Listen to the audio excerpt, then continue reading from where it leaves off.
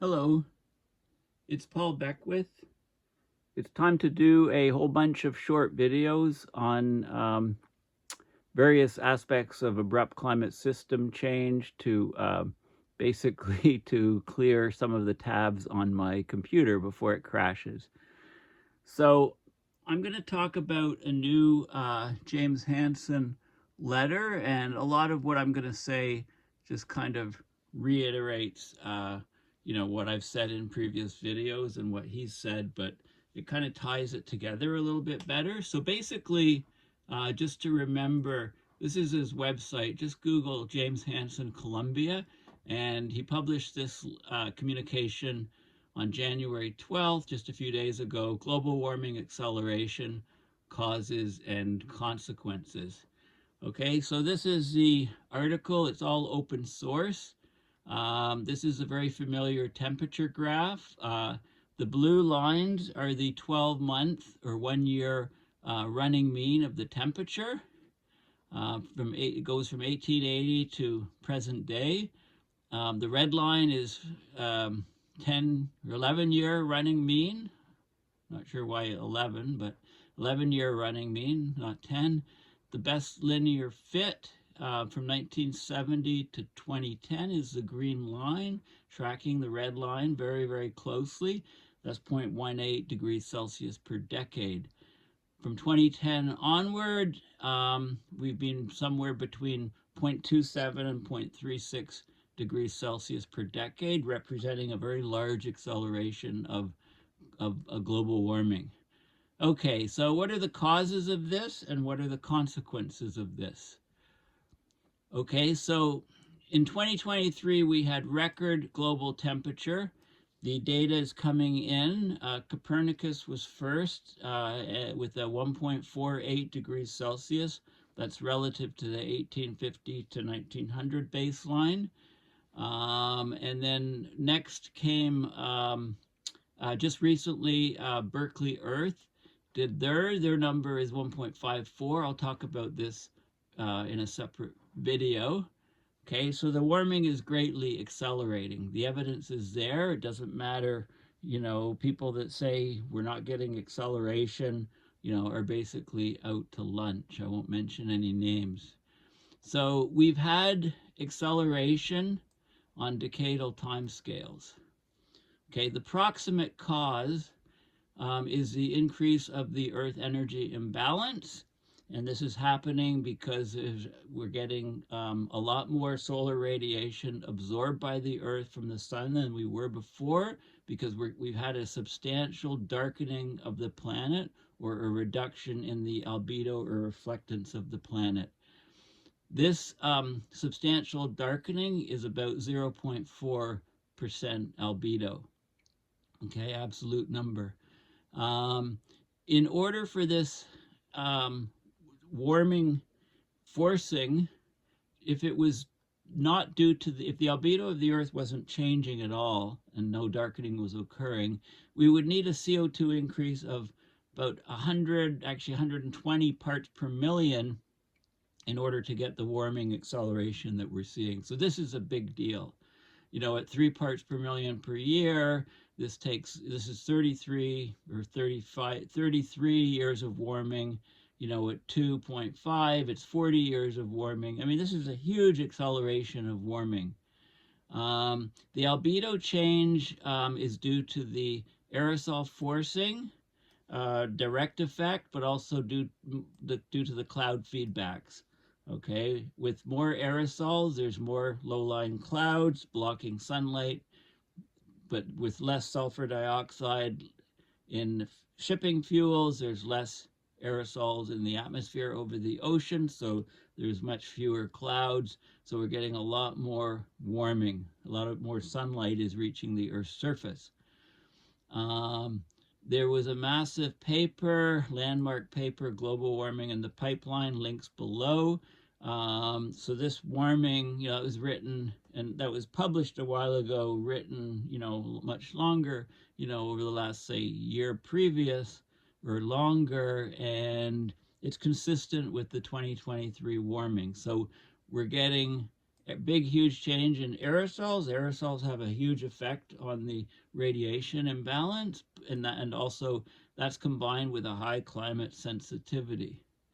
Now, this is all coming out in the wash, and the nice thing is that we will know precisely whether this work is all correct compared to the mainstream science, which has much lower numbers and much lower expected warming, because these record monthly temperatures will continue into mid-2024 due to this large planetary energy imbalance.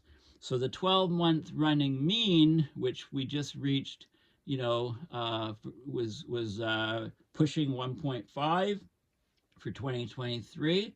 Well, give it another 5 or 6 months, and we're likely to have, by mid-2024, we're likely to expect a 12-month running mean global average temperature reaching 1.6 to 1.7 degrees Celsius relative to the 1880 to 1920 baseline. The 1850 to 1900 baseline is essentially very, very close to this baseline here, the 1880 to 1920 baseline. So we're going to reach that 1.6, 1.7, blowing away 1.5, obviously, fast approaching 2 degrees Celsius. Think of the Paris numbers. That will only fall to 1.4 during the following La Niña. So you can see, there's a spike here from an El Niño, and within a few years, the temperature is actually higher. Spike here, within a few years, temperature is higher. Okay, so that's the pattern.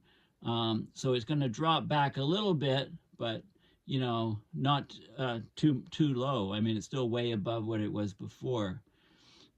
Considering the large planetary energy imbalance, it's clear that the world is passing through. We've already reached the 1.5 ceiling. We're heading rapidly to 2 degrees Celsius. The only thing that could stop that is if we did concerted action to drop off the Earth energy imbalance. Okay, that's the key metric. Okay, so the global temperature in the Goddard Institute of Space Sciences analysis increased 0.28 Celsius in 2023. That number was 1.44 degrees Celsius. That's the number here in figure 1 from the GISS analysis. That was up 0.28 degrees Celsius. The previous record was 1.16 degrees Celsius. So this is the largest annual increase in the 144-year temperature record. A huge spike upward in the global temperature. There's an ongoing tropical El Niño, but no prior El Niño caused so much warming. So there's an additional drive, obviously, above and beyond the El Niño. Many people, mainstream media, etc., just report that the El Niño is why our warming is so high. That couldn't be further from the truth, that statement. The imminent threat of human-made climate change is understated in the Intergovernmental Panel on Climate Change Assessments because they're mostly based on global climate models, GCMs. The IPCC best estimate for climate sensitivity is only 3 Celsius for a doubling of CO2, or that would be 0.75 degrees Celsius warming per watt per square meter of forcing, but that's completely underestimating things. The real world paleoclimate evidence indicates a sensitivity of 4.8 plus or minus 1.2 for a doubling of warming. That's equivalent to 1.2 degrees Celsius. So look how much higher this is relative to these numbers. In fact, with these error bars, we could hit as much as 6 degrees Celsius for the sensitivity. The IPCC underestimates the aerosol climate forcing, which cools, and the global cooling by aerosols that partly counterbalances greenhouse gas warming. So they have 2 errors. They think the sensitivity is too low, and they think that the aerosol effect is too low. So those 2 errors compensate, and they allow the GCMs to have a much lower sensitivity to match the observed warming of the past century. Okay, this is a grave error, and it'll all be proved conclusively beyond a doubt in the next 6 months that this is a grave error. The mainstream scientists have an unrealistically small aerosol effect. Okay, the compensation, the balancing is not an accident. It's the result of the over-reliance on the global climate models. With aerosol forcing unmeasured, it's natural for modelers to focus on an aerosol forcing that yields agreement with global warming of the past century. Okay, so global surface temperature is well measured since about 1950, but there are large interannual fluctuations of temperature that make it difficult to confirm a change in the rate of global warming until the change is large. Now, the El Nino-La Nina cycle is the main cause of the internal variability. So what Hansen does is he looks at the temperature peak in each of the major El Ninos, the 1997 to 98 one. So it started in 97. It's always warmer in the second year. And you can count the months setting new records. These are the record highs before 97, record highs before 98. Those is the gray curve. So here we are, 1, 2, 3, 4 records, 5, 6, 7, 8, 9 records basically set in this El Nino. In the 2015-2016 El Nino, you can see what it started here. 1, 2, 3, 4, 5, 6, 7, 8, 9, 10 records. And then this one here, we've already had 1, 2, 3, 4, 5, 6, 7 records, and it's just getting started. You know, it's much earlier than here. So we're the next 6 months is going to really tell what's going on. Okay, so we have well-defined peaks of strong El Ninos, and that can provide a potential for early detection of global warming acceleration. So the 3 most recent strong El Ninos are these ones in these diagrams. The first one was before the reduction of aerosols. The second one, it was just after the January 2015 imposition by the International Maritime Organization to restrict sulfur in shipping fuels.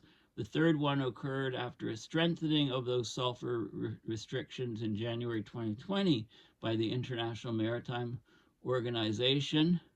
Okay, and you can clearly see, like I said, the strong 1997 to 98 El Nino of the century produced 8 to 9 clear global temperature records. The 2015-2016 one produced 10, and so far we've already had 7 record months, and we're only halfway through the period. So this one here, the rate of warming between the first 2 El Ninos between 1998 and 2016 was 0.23 degrees Celsius per decade, right, which is larger than the 0.18. And we need another 8 months of temperature data to see what the difference is between this El Nino and the 2015-2016 one. Now, if you look at the Nino 3.4 index, it's supposed to represent somewhat the strength of the El Nino because it takes a rectangle of surface water bracketing the equator in the Pacific, and the water temperature there is a good indication of the strength. And you can see the 1998 one, 798 one strong, 2015 one even stronger. But you know, you can compare the upper 300 meters, so going down depth of the water, and this guy here was much stronger than this one here. And here's where we are today. Okay, it's still ongoing. So basically, the 300-meter heat content shows that the 3 El Ninos successively decrease in magnitude. 2023-24 is not too impressive here on this chart here compared to all these others. So this only enhances or increases the probability that Hansen is correct with this work. So the next 5 to 8 months are key, and the running mean is going to go to 1.6 to 1.7. And the main reason is that there's a large increase in the global absorbed solar radiation since 2015. So look at this, 2015 versus now. The solar radiation absorbed is huge compared to what it was just, in 2015. The Earth energy imbalance also increasing sharply. Okay, so the Earth is darker. It's darker by about 0.4%. If you divide 1.4 by 340, that gives you 0.4%. That's how much the Earth albedo has decreased between these two periods. So there's a lot more solar radiation, therefore, being absorbed. The increase of absorbed solar radiation since 2015 is very important. It's like a fresh forcing. Okay, so it's very, very important. We've had this huge acceleration of warming. Now, the temperature response for doubling of CO2, 50% of the response is in the first decade. This is two different models. It's about 50% of the warming occurs in the first decade. The other 50% can take many, many years. Okay, so about half, 50% of the global temperature change in response to a climate forcing, it happens in the first decade after the imposition of the forcing. The remaining response requires many decades and centuries. Earth's energy imbalance was about 0.7 for the first 15 years of this century, and now it's greatly accelerated. Okay, it was about 0.7, up to about here, and then it's greatly accelerated.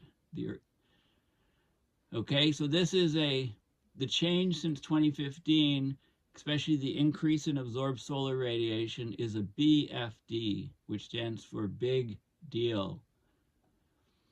The magnitude, longevity, and growth of the phenomena rule against some unexplained natural climate oscillation. It's a combination of climate forcings and feedbacks, a reduction of human-made aerosols, especially the two-step 2015 and 2020 reduction of marine aerosols. We may have to tell the IMO to put sulfur in. They may have just taken it out far too quickly, and they're doing a number on the global warming acceleration. That just seems logical to me. So that reduction of sulfur, it causes at least 0.5 watts per square meter forcing, maybe as large as 1 watt per square meter.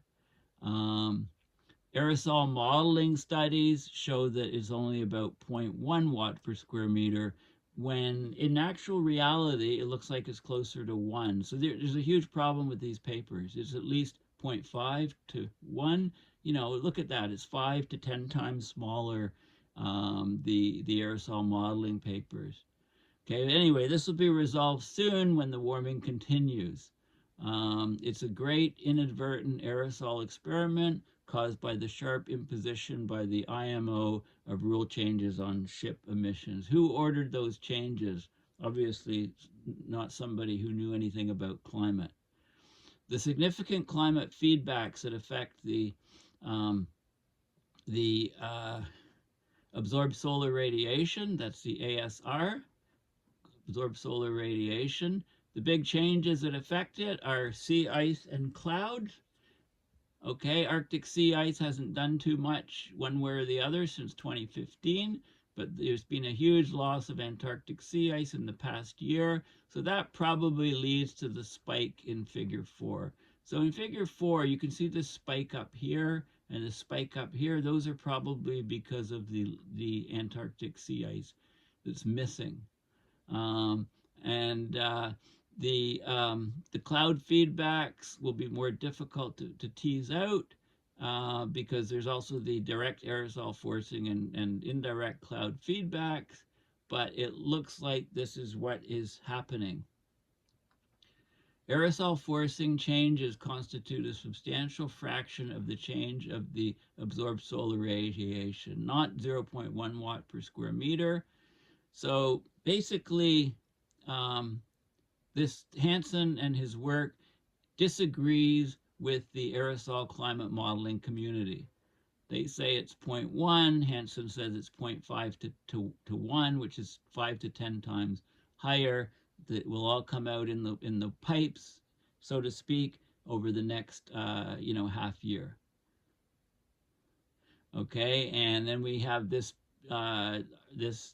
global temperature relative to 1880 to 1920 analysis again with the best fit line, the 0.18 going up to 2010, and then the jump in warming. This is what we project the El Nino peak to be in about 6 months. Here we are right here. We expect this temperature to shoot up. So it will be 1.6 or 1.7, right? It's a definite test of this work because we're going to see what happens in the next 6 months. Defined time period, defined temperature rise. This is what we're looking at. And then when the El Nino passes and we get the next La Nina, it'll be somewhere in this ballpark here, which is about 1.4. It could be as low as 1.4 basically. Okay, so in conclusion, empirical evidence, data related to aerosol climate forcing will become clearer soon. If the forcing change is as large as we believe based on the absorbed solar radiation and the Earth energy imbalance, global warming will be at least 1.6 to 1.7 Celsius, well above the level that would be expected for the moderate ongoing El Nino, and it should also limit the decline of global temperature. So we're talking about reaching up to this point here in the next 6 months. Okay, and this coupled aerosol forcing climate sensitivity issues not unrelated to the coupled ocean overturning sea level issue that spurred the writing of the pipeline paper. There's a lot of other papers in the pipeline, so to speak. The IPCC has excessive reliance on global climate models with inadequate attention to analyses that pay comparable attention to paleoclimate information, global models, and evidence from ongoing observed climate changes. They're really dropping the ball. A case in point is the present tug of war. There's a tug of war going on in the Southern Ocean. Global warming seems to be pushing the sea ice boundary south, less and less Antarctic sea ice, diminishing sea ice cover in the southern hemisphere. But in the ice melt paper earlier that Hansen did, you get a lot of freshwater injection from the shrinking of the ice shelf volume. That should cool the surface of the Southern Ocean, making the sea ice grow and expand further north. But the warming has been so large, the first effect has dwarfed the second effect. Of course, this story is to be continued. The climate situation needs to be clarified in the next several years, and that clarification will help clarify the actions that are needed to assure a bright future for young people, right? Always the eternal optimist, keeps them going. He's got grandkids. And there's a mention to climate science awareness and solutions. I talked about that in the last video. Okay, well, thank you very much for listening. Please consider going to my website, paulbeckwith.net, and donating to my PayPal account to support my research and videos.